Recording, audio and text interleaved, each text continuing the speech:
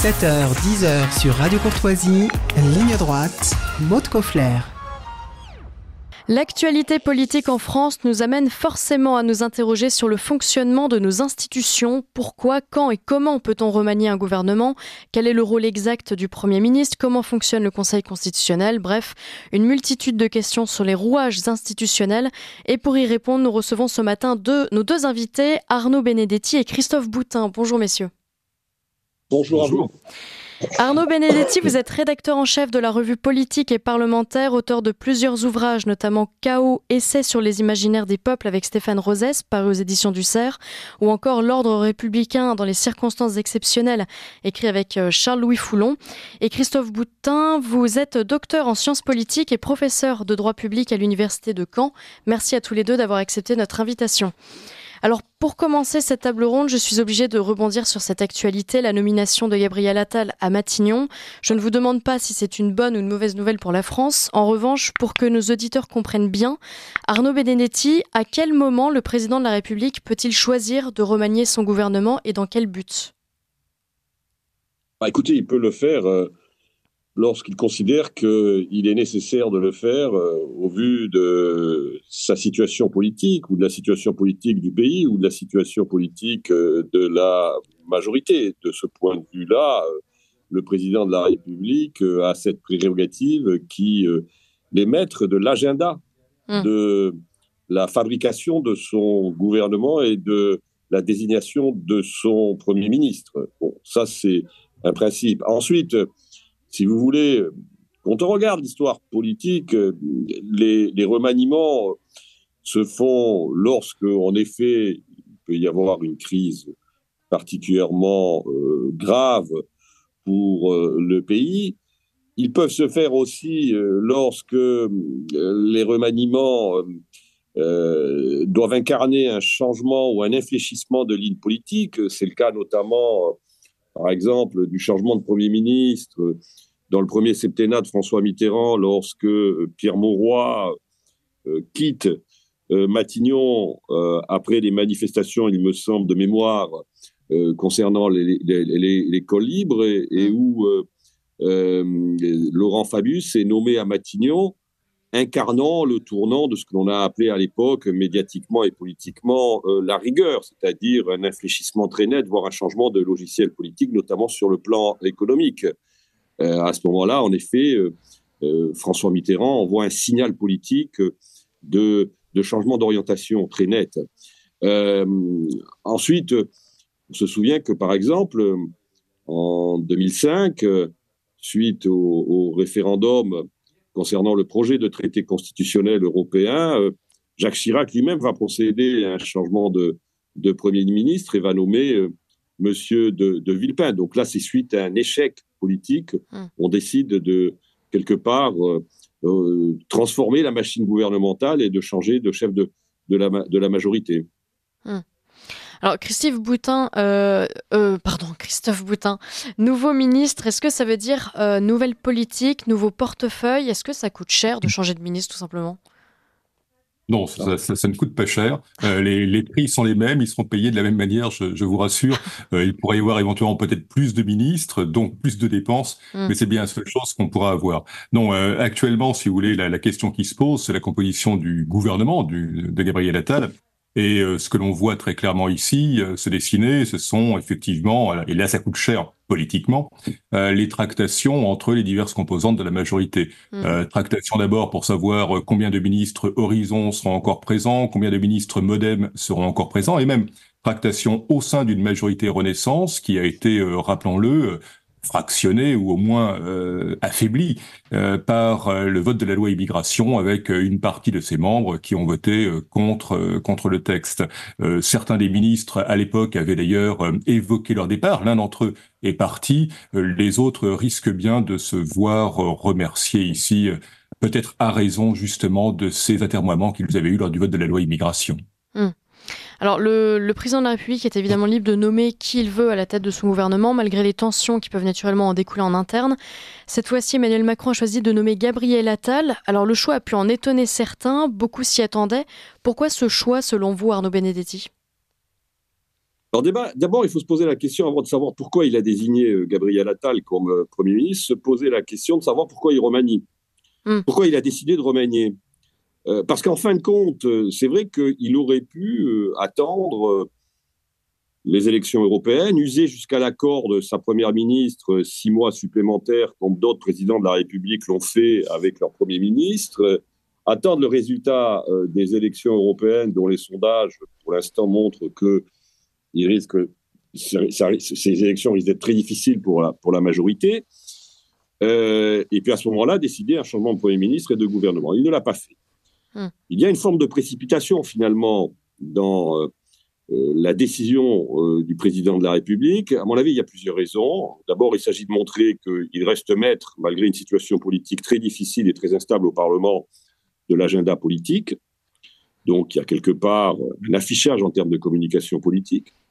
Deuxième élément, l'année qui vient de se dérouler a été une année sur le plan parlementaire assez rugueuse, c'est le moins qu'on puisse dire, pour la majorité, avec notamment l'adoption de la loi concernant la réforme des retraites, en usant là aussi du 49 alinéa 3 de la Constitution, avec évidemment l'épisode plus récent de la loi immigration qui a vu de fait quand même la majorité macroniste contrainte de se rallier aux contre-propositions de la droite, notamment de la droite sénatoriale. Donc, quand même, cette adoption a quand même un goût de défaite parlementaire ou de défaite politique pour Emmanuel Macron. Donc, il s'agit pour lui de tourner assez rapidement la page de cette année qui a été une année particulièrement compliquée. Le troisième élément, c'est qu'il fait un choix d'opinion. Il fait un choix d'opinion. C'est vrai que sa première ministre est assez basse, était assez basse dans les sondages, comme lui d'ailleurs au demeurant, et il va chercher finalement celui qui, parmi ses ministres, est crédité de la cote de popularité la plus forte, comme s'il s'agissait finalement de se servir de ce levier de cote de popularité de M. Attal pour essayer de relancer ce quinquennat qui n'a que 18 mois, faut-il le rappeler. Alors, on reprend dans un instant, Arnaud Benedetti, juste après le bulletin d'actualité, on reprend tout de suite parce qu'il est 8h. Ligne droite. Allez, venez, Milord, vous asseoir à ma table. Ici, c'est confortable. La table ronde. Avec Arnaud Benedetti et Christophe Boutin. Alors, pardonnez-moi, Arnaud Benedetti, je vous ai coupé. On parlait de la stratégie d'Emmanuel Macron, ce choix d'avoir nommé Gabriel Attal. Et vous nous parliez du choix d'opinion, notamment. Le tout dernier point qui vraisemblablement motive cette nomination, c'est qu'il s'agit de nommer un Premier ministre qui sera un chef de campagne électorale pour limiter la casse en vue des élections européennes. C'est-à-dire qu'aujourd'hui, tous les sondages montrent qu'il y a à peu près 10 points d'écart entre la liste de la majorité et la liste du Rassemblement national, qui sera dirigée et portée par M. Bardella. Et le choix d'un jeune Premier ministre populaire vise aussi à atteindre un objectif qui consiste encore une fois à limiter les dégâts en vue de l'élection européenne. Donc c'est un chef de campagne électorale aussi qui a été nommé. Ouais, le fameux duel Bardella-Attal. Christophe Boutin, vous partagez cette analyse ? Pleinement. D'abord, je suis tout à fait d'accord avec Arnaud Benedetti pour dire que Emmanuel Macron a sans doute agi ici un peu vite et un peu sous la pression. C'est vrai que la logique eût été sans doute d'attendre, et j'aurais même dit septembre, j'aurais même laissé passer, moi, non seulement les élections européennes, mais les Jeux Olympiques, dont on ne sait pas très bien comment ils vont se dérouler. Et j'aurais changé mon gouvernement en septembre si on m'avait laissé le choix et si j'avais été le président de la République. Le président, comme l'a très bien dit Arnaud Benedetti, a choisi d'en faire autrement pour diverses raisons. D'abord, pour tenter de relancer effectivement sa majorité et comme ça vient d'être dit, pour tenter de faire remonter une liste Renaissance aux européennes que a priori dirigerait Monsieur Séjourné, donc de la faire remonter un peu dans les sondages pour que au moins l'écart se réduise avec la liste du Rassemblement national. C'est un choix qui peut être aussi un choix qui va plus loin. Il faut attendre ici un petit peu les éléments que l'on va avoir s'il y a une déclaration de politique générale, comme on peut le penser, mais par exemple, dans le discours qu'il a prononcé sur le perron de Matignon lors de la passation de pouvoir, Gabriel Attal a, je crois, donné des signes qui sont des signes assez intéressants de l'orientation de sa politique, en ayant un discours qui était, je veux dire, quasiment celui des Républicains à très peu de choses près.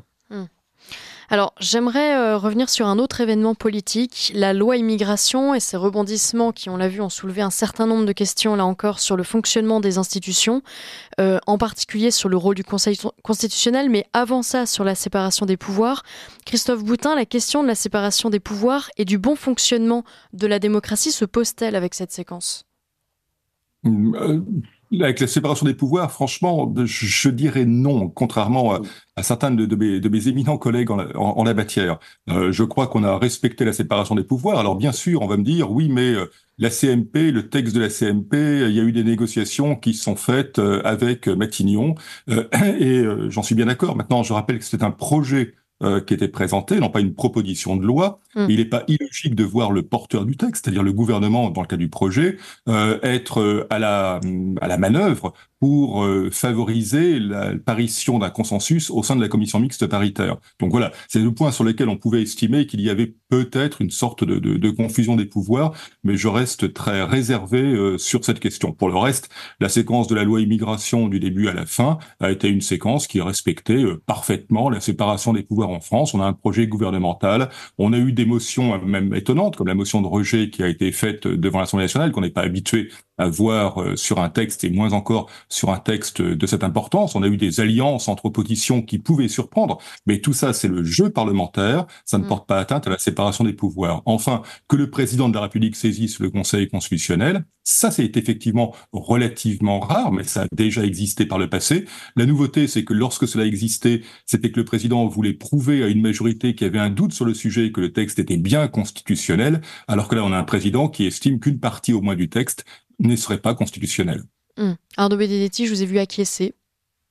J'acquiesce totalement à ce que vient de dire Christophe Boutin. En l'occurrence, on ne peut pas dire que la séparation des pouvoirs n'ait pas été respectée durant cette discussion du projet de loi parlementaire. Je crois que là, pour le coup, c'est un mauvais procès que l'on ferait à l'exécutif d'avoir été interventionniste.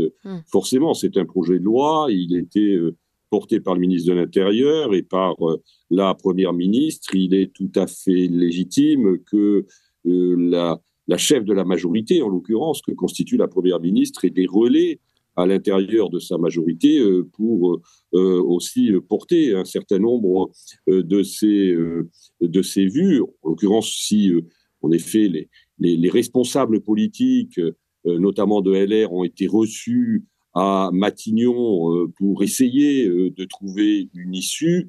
Je ne crois pas que, si vous voulez, cette initiative remette en cause forcément la séparation des pouvoirs, même si parfois, en termes d'affichage ou de communication, ça peut prêter le flanc à ce type de critique. Mais nominalement, indéniablement, le fonctionnement du Parlement n'a pas été d'une quelconque manière entravé par l'interventionnisme de l'exécutif. Ouais. Alors, qui a joué son rôle dans cette affaire. Ouais. Autre chapitre de cette longue séquence sur la loi immigration, Pierre Moscovici a avoué que la Cour des comptes avait reporté la publication d'un rapport sur cette loi 2 semaines après l'adoption définitive de cette loi. Il assume cette décision en avançant qu'il s'agissait pour la Cour des comptes de ne pas interférer avec le vote du Parlement.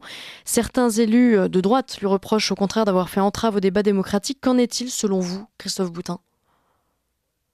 Une bonne question. Est-ce que le président de la Cour des comptes pouvait repousser la publication du rapport ? La réponse est oui. Maintenant, l'argument de dire « je ne veux pas intervenir dans un débat » est ici profondément critiquable, je crois. Car il ne s'agissait pas ici, comme on a pu le faire dans le passé, de repousser la publication d'un rapport alors qu'il y avait, par exemple, une votation populaire de prévu et qu'on ne voulait pas, par la publication de ce texte qui serait peut-être mal compris par la population, qu'on ne voulait pas mettre de l'huile sur le feu, en quelque sorte. Mais là, on était en pleine discussion d'un texte de loi sur l'immigration. Là, le rapport de la Cour des comptes apportait des chiffres, apportait des faits, apportait des éléments qui auraient parfaitement pu conduire à modifier le texte sur l'immigration, à ajouter encore des précisions dans le débat parlementaire. Et c'est les parlementaires que Pierre Moscovici a ici privé de débat. Je crois que dans ce sens, c'est plutôt regrettable. Arnaud Benedetti. Si vous voulez, en effet, Pierre Moscovici pouvait décider formellement de reporter la publication de ce rapport. Mais ça conforte l'idée, dans de larges segments de l'opinion publique, que finalement, les élites de ce pays veulent cacher un certain nombre d'éléments, d'informations, d'appréciations à l'opinion publique et à la société. Je crois que ça traduit la difficulté aussi, parce que ce qui est très intéressant, c'est d'entendre aussi les arguments de Pierre Moscovici, qui considère que, en effet, la publication de ce rapport non seulement aurait interféré au bon déroulement du débat parlementaire, mais enfin bon, les rapports de la Cour des comptes sont là aussi pour éclairer la représentation nationale dans l'exercice de ses missions, donc l'argument est totalement réversible. Et ensuite, l'autre argument qu'il met en avant, c'est de dire « Ah oui, mais vous comprenez, dans un débat qui est déjà irrationnel, saurait rajouter de l'irrationalité ». D'abord, on peut se poser la question, puisqu'en principe, justement, les travaux de la Cour des comptes doivent permettre de mieux appréhender rationnellement un certain nombre de problèmes. Donc là aussi, l'argument est parfaitement réversible, mais surtout, ça signifie qu'une partie, encore une fois, des élites dirigeantes de ce pays ont un problème avec la démocratie, ont un problème avec les citoyens, comme si les citoyens n'étaient pas suffisamment aptes, en mesure de comprendre un certain nombre de grands enjeux. Cette défiance, si vous voulez, aujourd'hui, d'une partie de la classe dirigeante vis-à-vis de ce que l'on appelle le peuple, me paraît l'un des éléments majeurs de la crise démocratique que nous traversons. Et encore une fois, de ce point de vue-là, l'argumentation de M. Moscovici participe, me semble-t-il, de cette défiance qui aujourd'hui existe vis-à-vis du souverain que constitue d'une certaine manière, pas d'une certaine manière, absolument, le peuple dans son fonctionnement politique. Alors vous parlez de la défiance du peuple envers ses politiques, envers ses dirigeants en particulier. Je parle plutôt de la défiance des dirigeants vis-à-vis du peuple. Vis-à-vis du peuple, oui, c'est vrai. Oui, est-ce qu'il aurait fallu, dans ces circonstances précises, organiser un référendum selon vous ?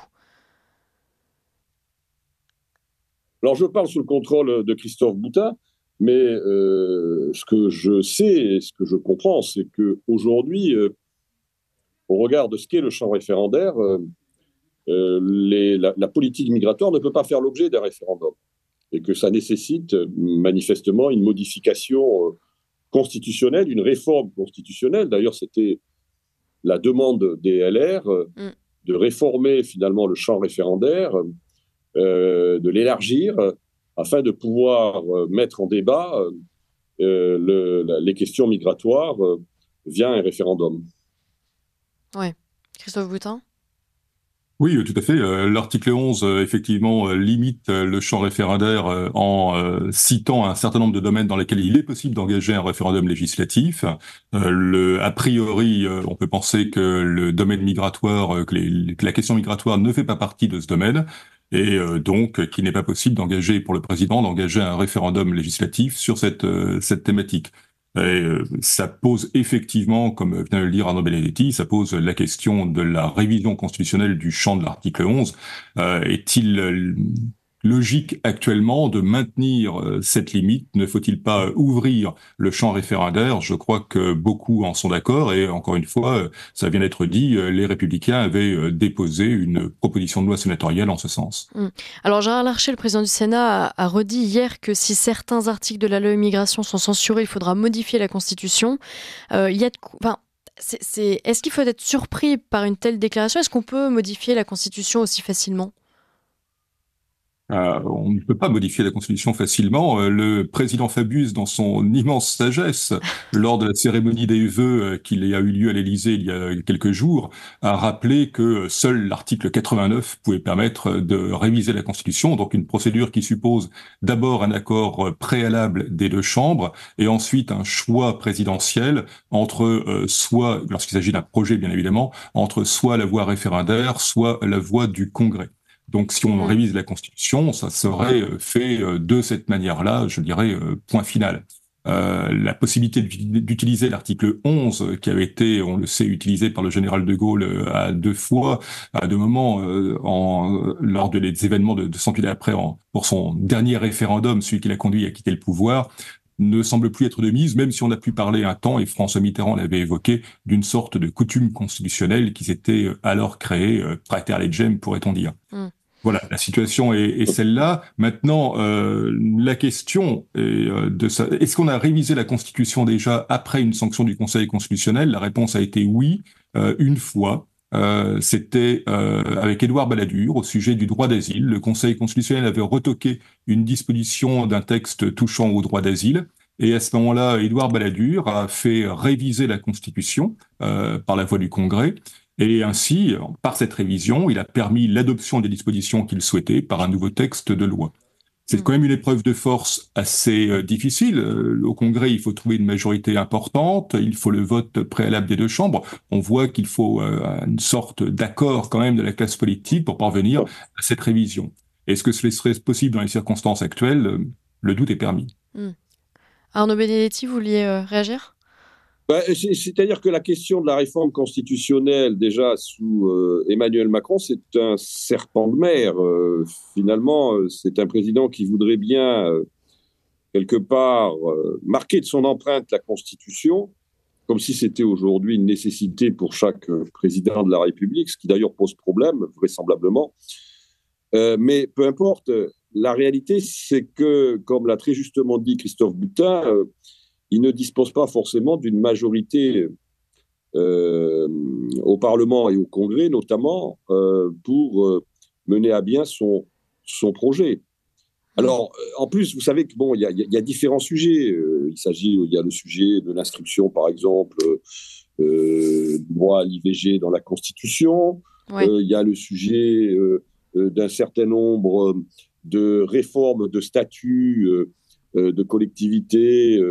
Je pense à la Nouvelle-Calédonie ou à la Corse, qui sont aujourd'hui en discussion et qui devront faire l'objet, de toute façon, s'ils aboutissent, ils devront faire l'objet d'une réforme constitutionnelle. On ne voit pas trop, si vous voulez, la trajectoire à ce stade de la réforme constitutionnelle que souhaite impulser le président de la République. Mais si on ne le voit pas, c'est tout simplement parce que le président de la République est très entravé par une absence de majorité au Parlement et qu'il n'arrive pas à trouver un chemin qui lui permettent de pouvoir présenter une réforme constitutionnelle qui fasse l'objet d'un consensus suffisant pour qu'elle soit adoptée par les 3/5 du Congrès, par exemple.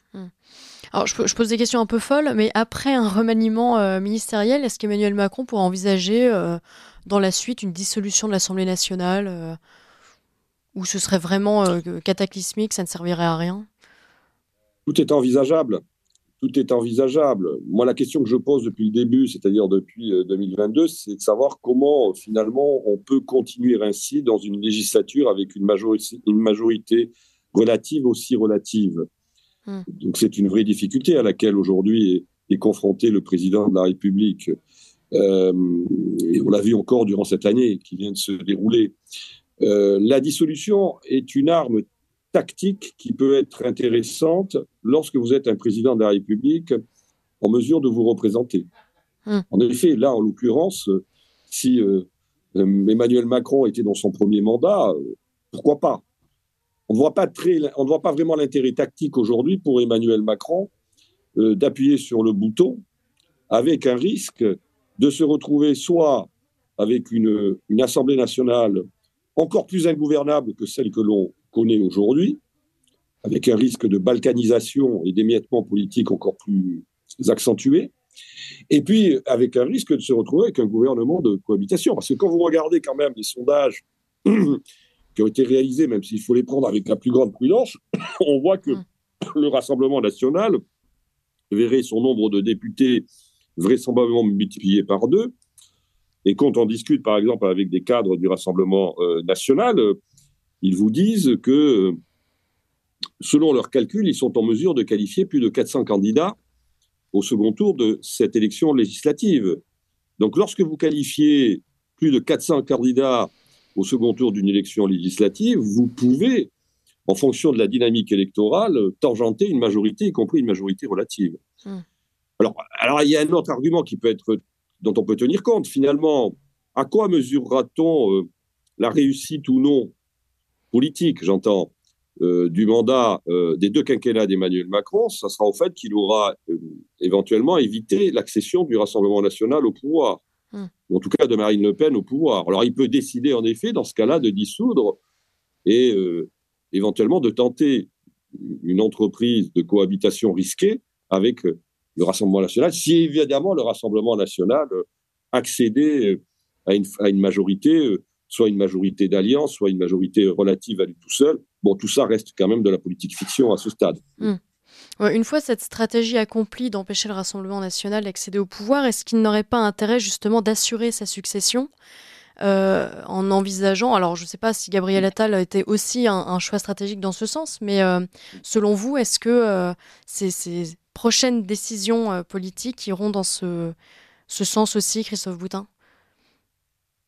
Nous sommes devant un cas de figure qui est un cas de figure, je dirais, presque unique de la Ve République, c'est-à-dire effectivement ce président qui a fait 2 mandats, qui ne peut pas se représenter pour un 3e mandat successif et qui, pour la première fois, peut voir dans le Premier ministre qu'il nomme non pas un rival potentiel, comme on l'a vu très classiquement sous la Ve République, mais effectivement, vous le dites, un successeur potentiel.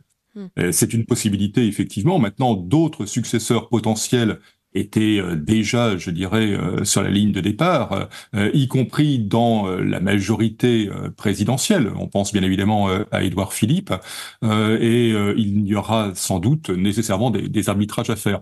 Mais c'est vrai que de ce côté-là, l'arrivée de Gabriel Attal peut être, pourquoi pas, celle d'un successeur, en sachant que dans les prochaines élections, Arnaud Benedetti a évoqué les sondages qui donnent effectivement une part importante, disons, à la droite très, très globalement. Dans les prochaines élections, celle de 2027, je parle de la présidentielle et des législatives, la question se posera d'un programme de droite.